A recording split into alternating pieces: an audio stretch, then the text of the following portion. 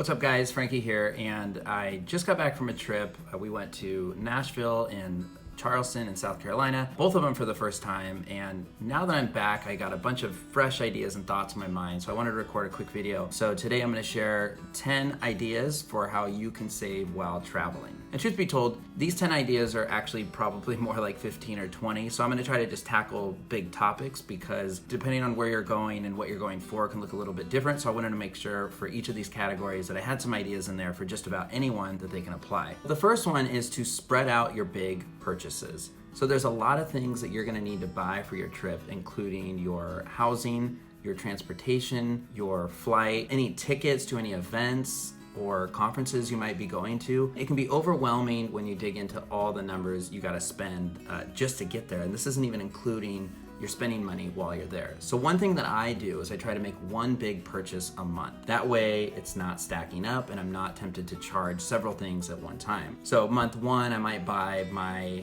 plane ticket. Month two, I might buy my housing, my Airbnb, my hotel, whatever that is. Month three, I figure out my transportation. Month four, even though it's not really an expense, I set aside as much money as I can for spending money and I try to hold myself accountable for that. That's one thing that a lot of people don't prep for. In my last video, I actually share a hack for how I save for spending money. The number two is to create an agenda ahead of time and make sure you have some free stuff planned on that agenda. It can be hard to find things that are free in cities that are new to you, so I definitely recommend asking around, asking friends, family, coworkers if they have ideas of things that they did in those cities. I use websites like Thrill List to try to figure out, exactly what's going on that season or that week that I'm there. There might be an art walk, for example, or some museums will be free on the third Thursday of the month. So see if you can figure out some of those free events that are going on and try to get one of those things on your agenda for every day that you're there. I remember in Austin, they had this bridge that at dusk, all the bats came out and flew or whatever. So that was on my list. On a side note here, I also recommend Airbnb experiences. These are not free and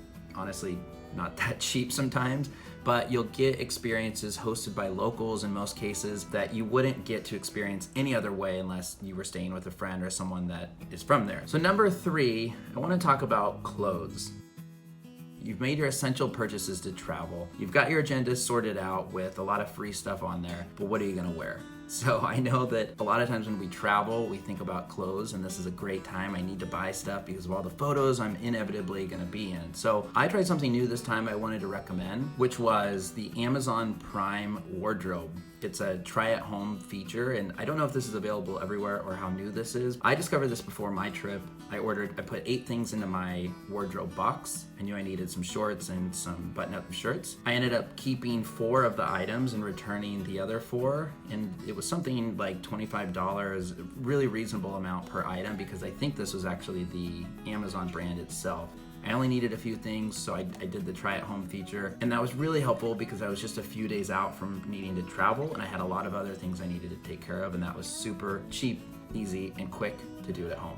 Now number 4 here is make a list when you're packing and be sure to check it twice. So this one might seem obvious, but the way that I do this is I create the list the day before I'm gonna pack in case something hits me in the middle of the night that I can add to it. The reason why is you don't wanna forget something essential behind that you know you're gonna need on your trip, therefore being forced to buy it on your trip. So these are things like your cell phone chargers, your sunglasses, and your sunscreen. It might be some basic medicine, Advil, whatever, flip-flops, tank tops, you get it. That brings me to number 5, which is to pack light. As we all know, there are hidden fees sometimes when you get to the airport, and if you forgot to check and it's a new airline to you, you might not realize that you have a $25 bag fee to check it. Just prevent any risk there. Bring your carry-on, pack super light. Don't forget, if you're staying at a place like Airbnb or a friend's house or a family member's house, you might have access to a washer and dryer anyway, so you don't necessarily need to prepare the same amount of outfits as you have days.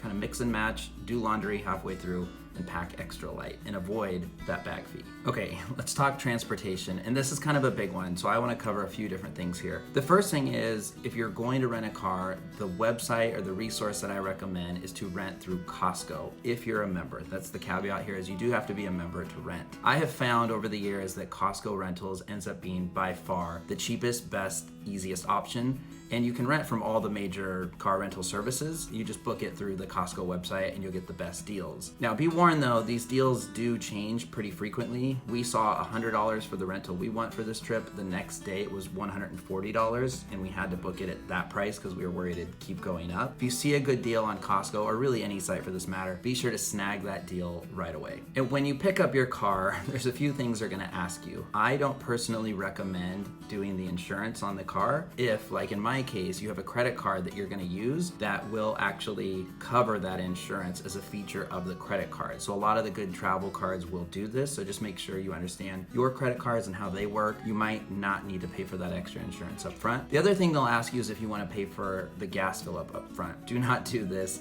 This is just lazy. On our trip when we rented our car, we drove it around town for 3 or 4 days, and when I went to fill it up, it ended up being about $5.50 versus the $30 flat fee to bring it back however full or empty. Really happy with my decision. Now, if you're gonna go the Uber or Lyft route, this one's tricky. You might not get around paying what you have to pay, but I will say that in the last few trips I've gone on, maybe this is pure luck, but I get these emails almost weekly, it seems like, where I get 10% off or 20% off my next 10 rides. And if you're traveling with a partner, maybe you each have a certain amount of discounts. On the note of transportation too, I will say this, don't forget about the ride from the airport to where you need to go and vice versa. That is a cost that has snuck up on me over the years, and I paid $30, $40, $50, or had to take a train to where I needed to get, and it can get really spendy. And the last thing is, and this is pretty obvious and self-explanatory, get to know public transportation.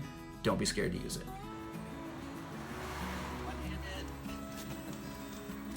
Okay, number 7 is to get yourself a travel rewards credit card. So I have 2 that I use often, and that's the Chase Sapphire Reserve card and the Capital One Venture card. These came up with awesome sign-up bonuses of $50,000. You spend a certain amount in the first few months. They also come with all kinds of perks and discounts. One, for example, that mine offer, I think both of these offer, is the reimbursement on TSA pre-check.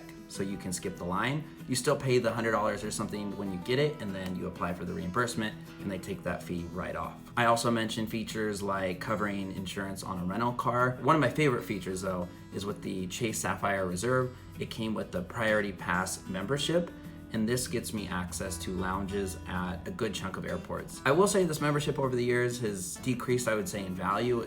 They have started to limit the amount of lounges that are approved to use. For example, here in SeaTac in Seattle, there used to be something like 4 or 5 different lounges, and on my last trip I found there was really only one, and it just so happened to be on the opposite side of the airport. Now, even if you don't have access to a lounge, you might be interested in actually paying for that lounge access for the day. Sometimes it's just $25, $30, up to $50, something like that. This can especially come in handy though if you have a 5, 6, 7 hour layover. These can get you access to chargers, free food and drinks, including alcohol, clean bathrooms with showers, for example. And if you do have a credit card that has some perks, be sure to understand the expiration on some of these. So for example, I know the Alaska Airlines card has a companion fare, but it's use it or lose it each year. So just make sure you know the end date and the expiration date with some of the perks that might come with these different travel cards. I'm sure I'll talk more about travel cards in the future. There are tons of resources on YouTube for the best travel rewards cards. Okay, number 8 and 9 kind of go hand in hand because they both have to do with your first day of when you arrive at your destination. So number 8 is to be on the lookout for souvenirs starting on day 1. So if you're like me, you end up having such a good time, you're not thinking about the souvenirs and the people back home and the things you wanted to get for them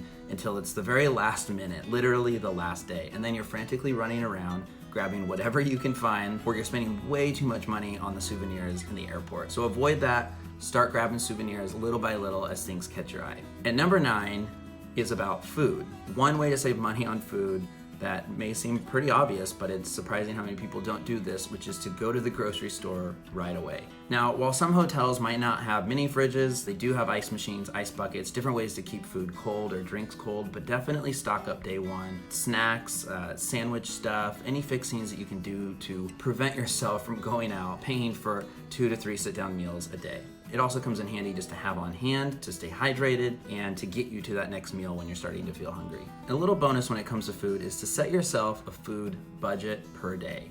So let's say it's $75. If you want to go have a fancy dinner that night, that means you have to get really creative when it comes to breakfast and lunch. Again, this is another way to just hold yourself accountable to make sure you're not sitting down to eat, to pay for meals and service and tipping 3 times a day. Okay, finally number 10, and this is just a silly one that seems to come up every single time I'm on a trip. Bring your old student or current student ID. So I see it all the time when we're out buying tickets for the museum or any little thing we might be doing that they actually offer discounts if you have your student ID. So we decided to go to a minor league ballpark game and they had student pricing. So it's those little moments where you think, yeah, it's only $5, $10 here and there, but they're not gonna ask you, especially if you're out of state. If you're still a student, you just flash that student ID. So there it is, guys. That's 10 ways that you can save on your next trip. But I would love to hear which of these is your favorite or new to you, or some of your best ways that you save money when traveling. So thanks again for watching. As always, have a good week.